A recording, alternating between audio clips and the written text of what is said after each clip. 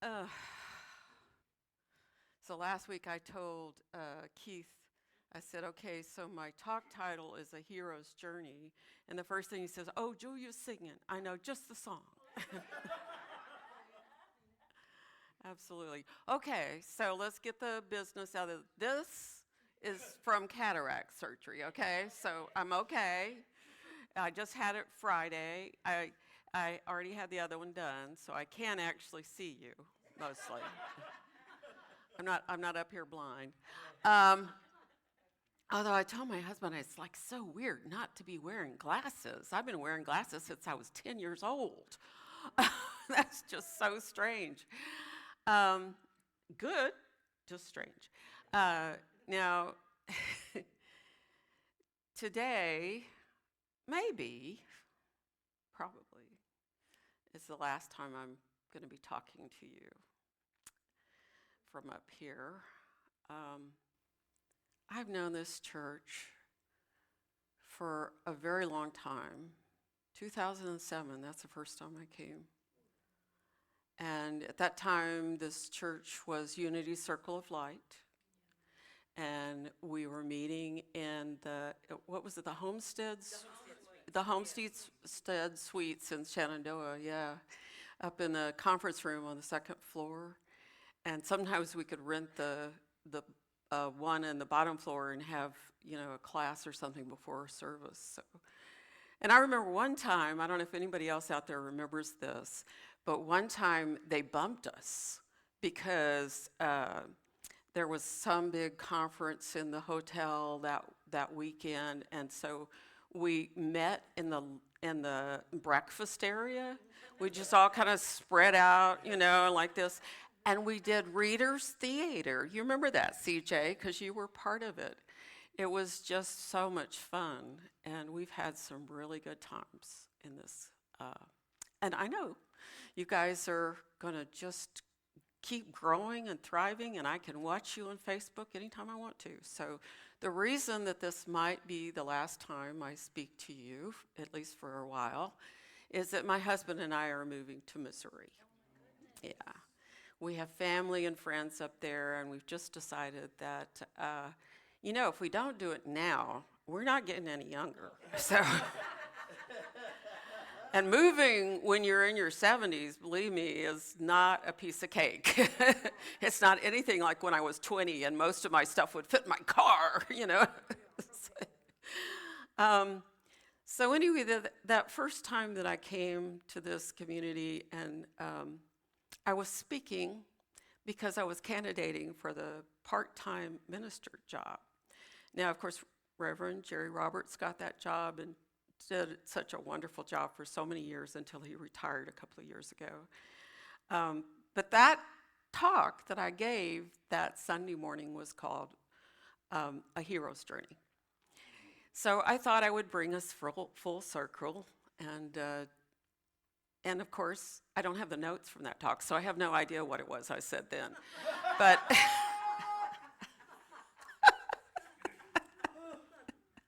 so we'll just, we'll see what happens. I told my cousin, I have a cousin that lives down in Friendswood, and I was talking to her after the surgery, and she said, well, you're so brave to get up and talk 2 days after surgery. And I said, well, yeah, brave's a word, but here's what happened. Back in early June, Reverend Sonia and I picked the date, and this was my date to speak. And then I went to the eye doctor, and he said, okay, yeah, you're ready for cataract surgery, and we just scheduled them both, and I just did not click at all. I don't know, that could be old age, I'm not sure, but then, about a week ago, I was looking at my calendar, and I was like, oops.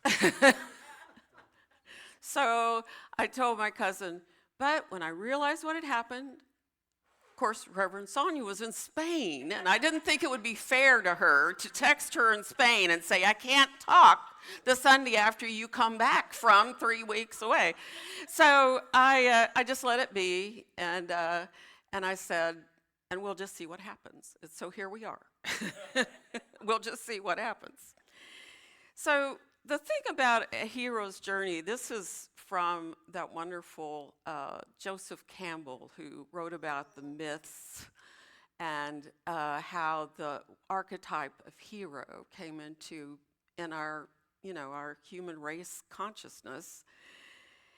And he said, the journey of the hero is about the courage to seek the depths, the image of creative rebirth, the eternal cycle of change within us, the uncanny discovery that the seeker is the mystery which the seeker seeks to know. The mystery which the seeker seeks to know. I know you've all heard this quote, and I'm not going to apologize for repeating it again. It's just one of my favorite quotes from Emily Cady, who said, "At the great heart of humanity, there's a deep and awful homesickness that never has been and never can be satisfied with anything less than a clear, vivid consciousness of the indwelling presence of God." That homesickness, have you ever felt that? That yearning for something and you didn't even know what it was? That was my life. From the time I was a teenager, there was just something I wanted to do with my life, but I didn't know what it was. And I tried a lot of things. I made a lot of questionable choices and, had some really interesting experiences because of those choices. And finally, in 1994, thanks to a friend who invited me, I walked into Unity of Houston and heard Howard Caesar speak and knew, oh, I'm home. There it is. There it is. That feeling of truly belonging. What I say about Unity is it didn't give me a faith. It didn't give me beliefs. What Unity has given me over the years is the language and the understanding to express my faith and my beliefs. And it really is a place where we respect each and everybody on your journey, wherever you are. Amen. And the truth is, just as Julia sang, you are the hero of your own journey. I'm the hero of my own journey. And isn't that scary? Doesn't that just scare you to think I'm the hero of my own journey? Whoa. But it's really simple. Now, notice I said simple, not easy. Okay, just be clear. It is really simple. You're the one that gets to make the choices, and you're the one that gets to live with consequences, right? That's it. It's just that simple. And so the hero is seeking always, how can I make the choices that will lead me to be the best me in this human experience?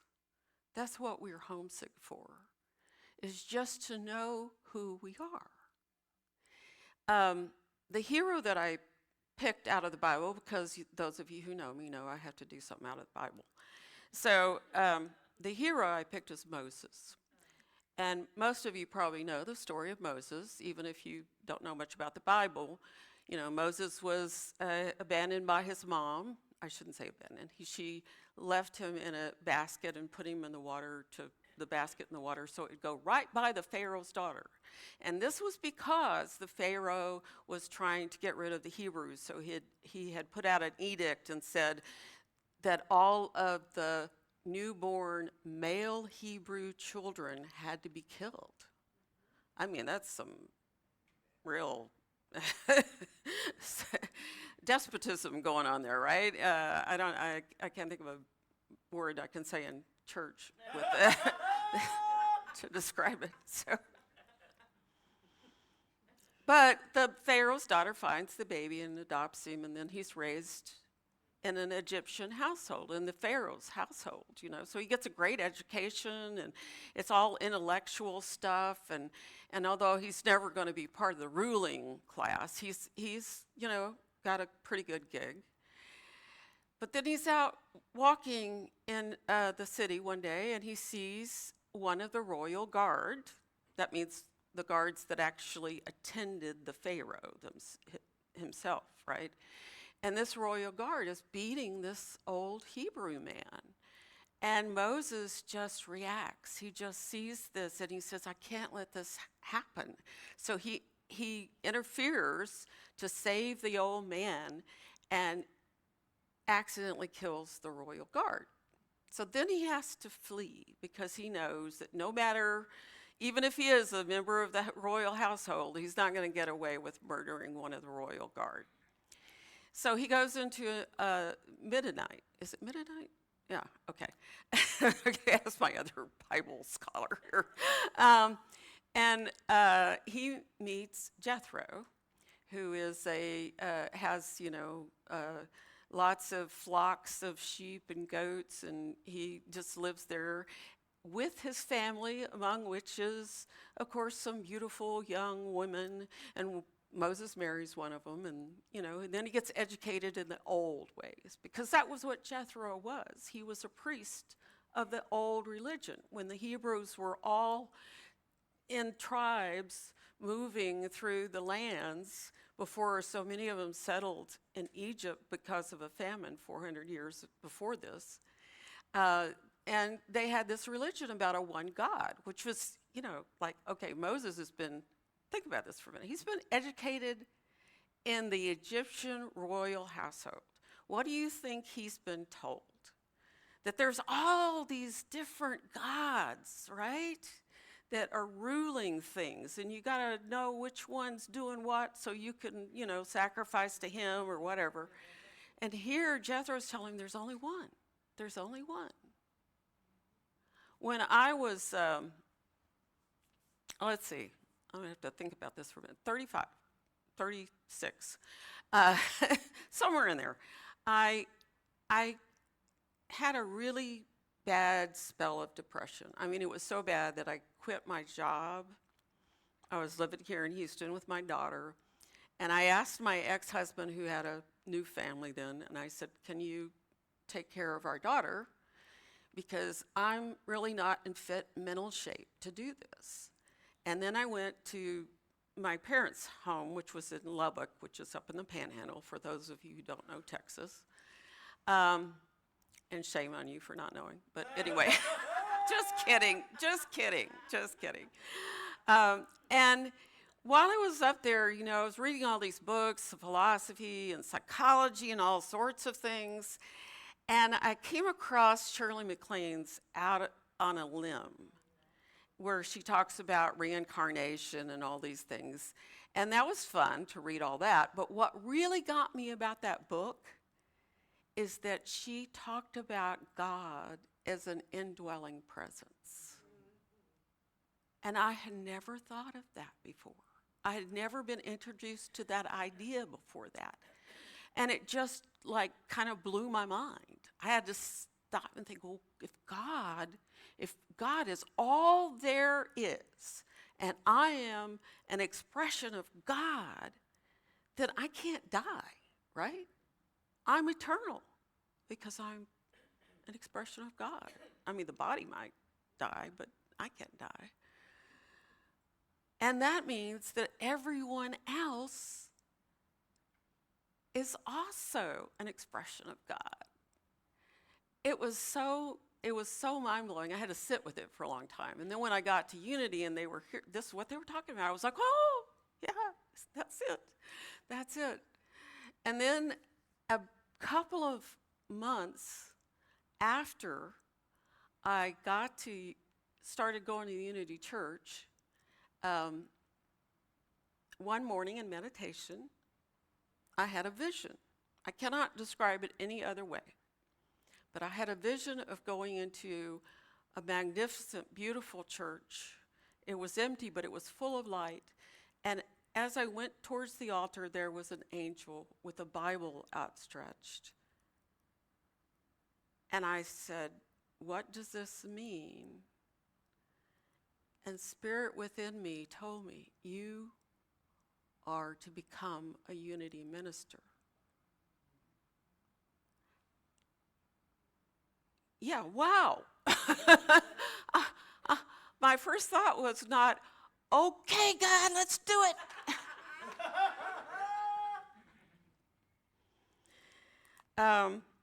Here's the thing. When Moses was out with the flock of goats and everything, he saw this weird thing happening on a nearby mountain where it looked like a bush was on fire, but it wasn't being consumed. And he said, I got to see, what is this all about?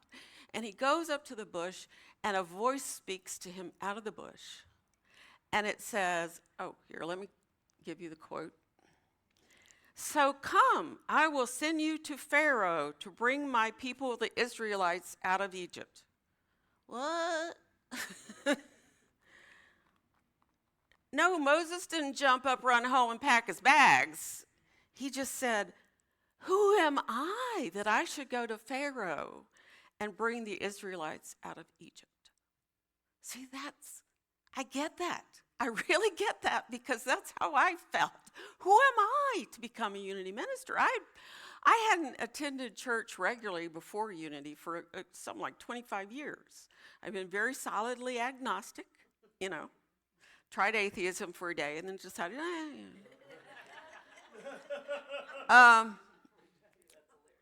and now here is this inner voice telling me, you are to be a minister.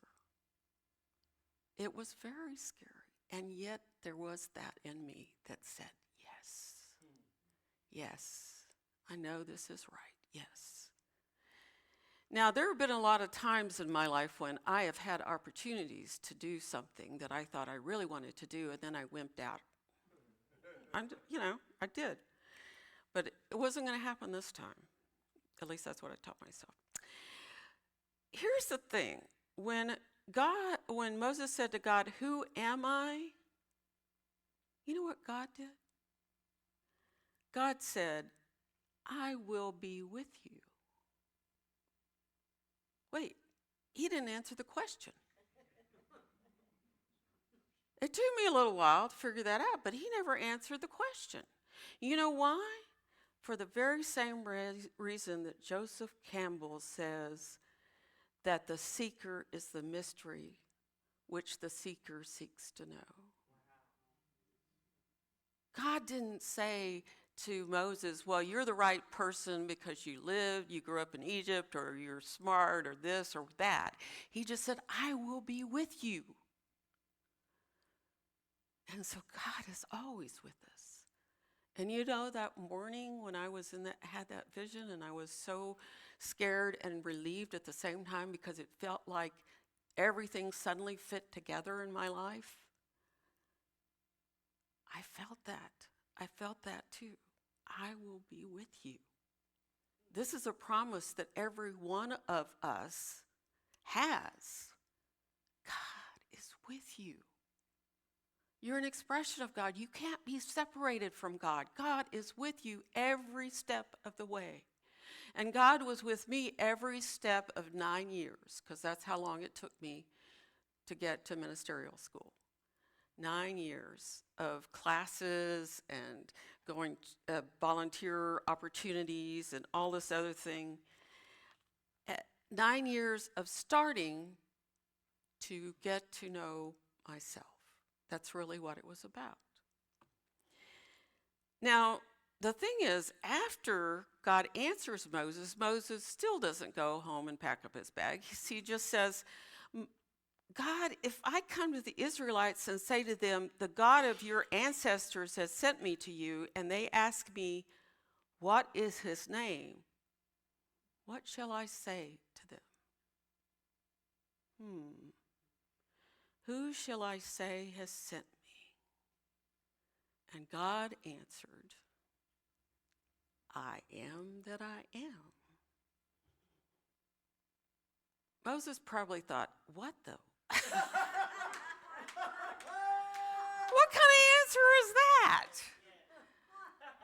But it's the truth, because that's what God is saying. I am that I am. Every one of us is that expression of God. So I am. I am all that is, and I am you. I am me. That's what God was saying to Moses. Okay, then Moses says, you know, the story never goes just the way we want it to. Moses says, but suppose they do not believe me or listen to me, but say, the Lord did not appear to you. What do you think Moses was really worried about here? Well, that might be. But he was worried about what will they think, right? Right? How many times have you not done something you wanted to do because you're worried, what will they think, right? I wanted to color my hair like Julia's because it's so gorgeous. And yet the what will they think? Okay.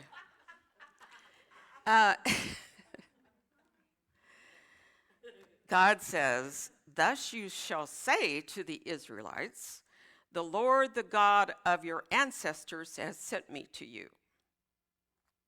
Okay, but wait again? These answers, they're all packed in mysteries, right? They're all packed in mysteries.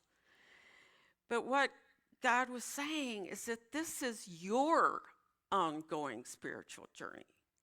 It took me a little while in that 9 years I was preparing to go to ministerial school for me to figure that out.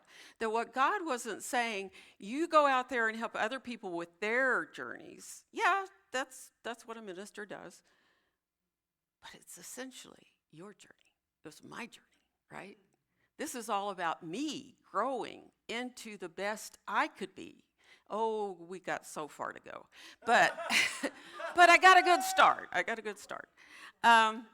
So, here's the thing. When you think you're not prepared for whatever is happening in your life, that challenge or that maybe it's something really good, you want that promotion and you want to go out for it, but you're just thinking of all the things that you can't do or all the things that they're going to ask you about that you're not sure you can answer right and all this sort of things. Why? Why are you so worried about what other people think?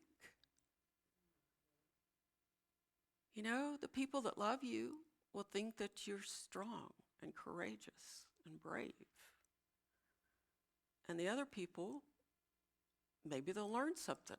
Maybe they'll look at you and say, well, maybe I could do something that I didn't think I could do.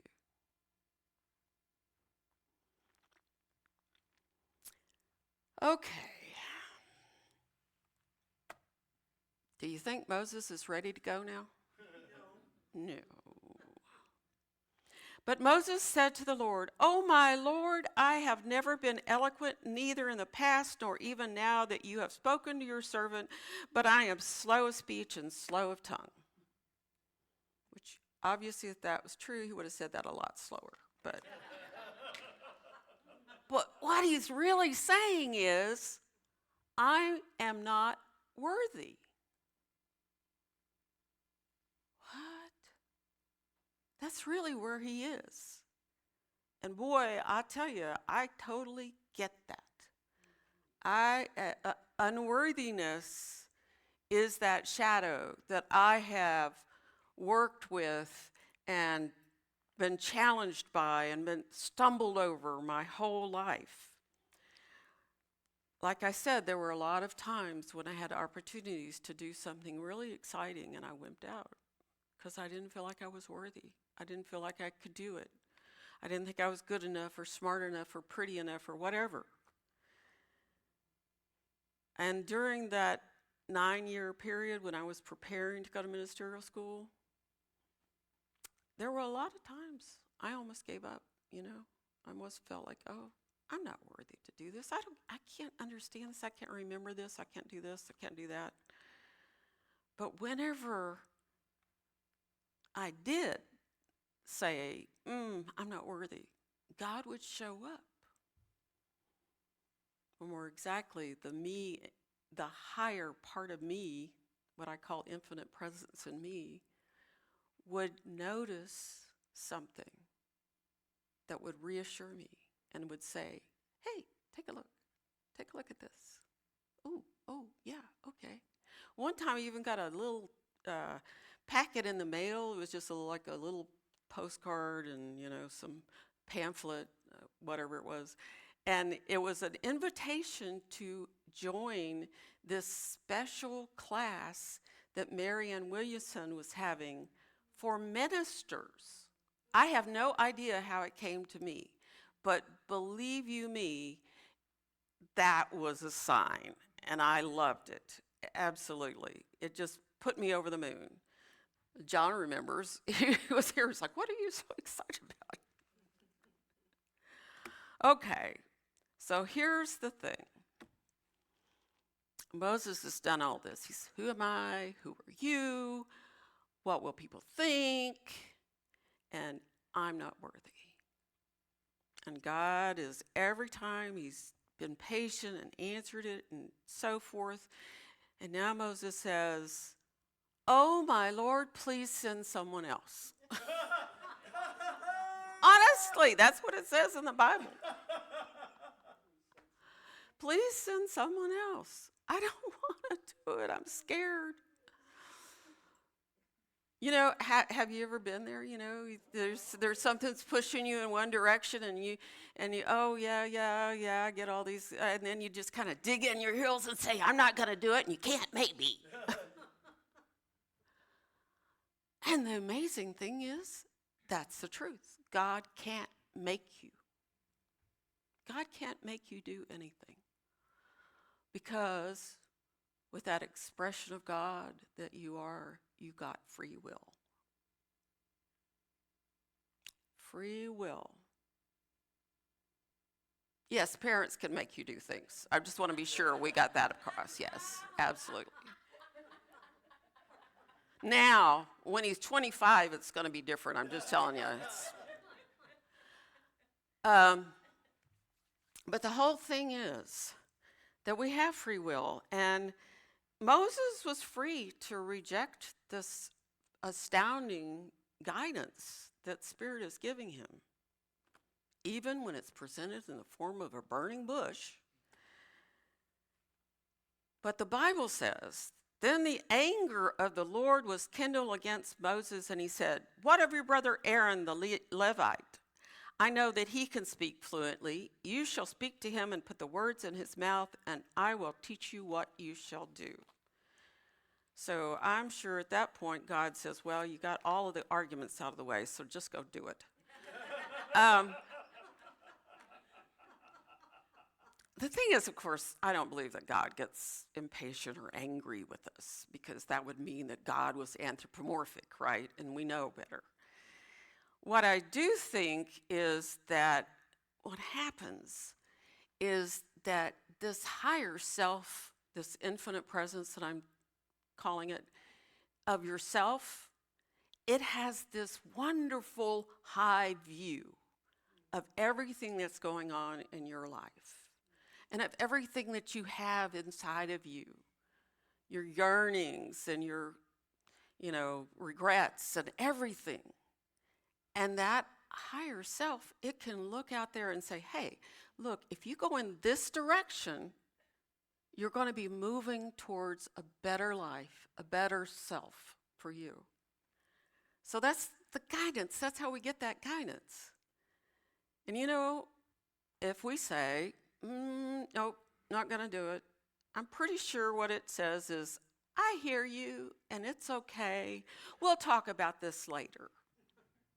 Did you ever get that when you were a kid and you were objecting to something that your parents wanted you to do? Oh, we'll talk about it later. Don't worry about it, And we'll talk about it later and later and later until you get it, until you give up because you're right.